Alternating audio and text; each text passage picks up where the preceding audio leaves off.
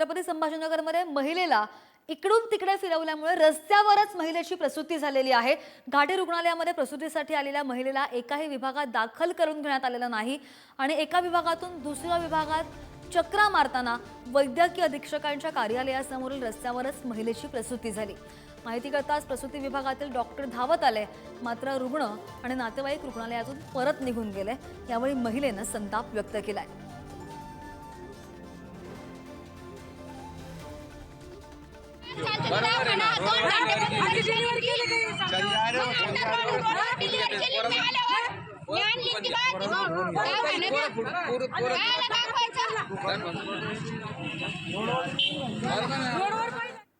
आणि या संदर्भात अधिकची माहिती आमचे प्रतिनिधी सुमित आपल्या सोबत आहेत।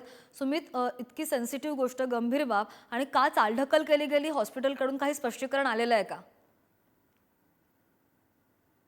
घाटी रुग्णालयातील रस्त्यावर प्रसूतीचा व्हिडिओ समाज माध्यमावर प्रचंड व्हायरल झाला। यामुळे एकच खळबळ उडाली आहे।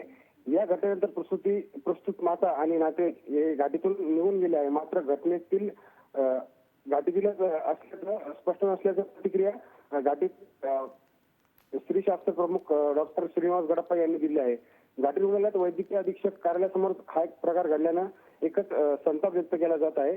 ही काल सायंकाळी 6 वाजे दरम्यानची घटना असून या संदर्भात घाटी प्रशासनाकडून अद्याप तरी अधिकृत प्रतिक्रिया देण्यात आली नाही। श्रद्धा, अगदीच गंभीर आहे। सुमित, धन्यवाद दिलेल्या सगळ्या सविस्तर माहितीसाठी। बातमी होती छत्रपती संभाजीनगरमधून।